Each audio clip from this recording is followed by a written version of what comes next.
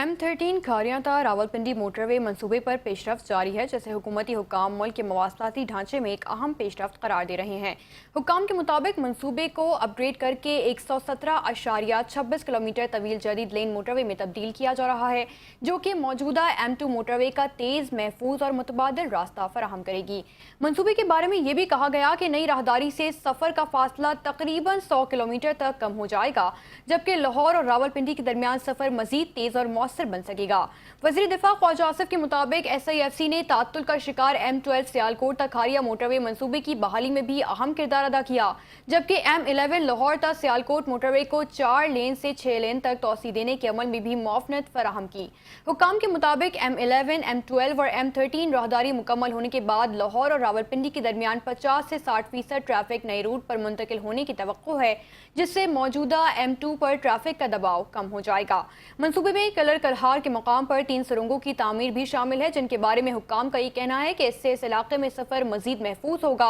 और हादसात में कमी लाने में मदद भी मिलेगी। मजीद बराह ये राहदारी लाहौर, इस्लामाबाद, पेशावर, सियालकोट, अफगानिस्तान, चीन और वस्ती एशिया के दरमियान तिजारती और सफरी रवाबित को फ़रोग़ देने में भी मुआवन साबित हो सकती है।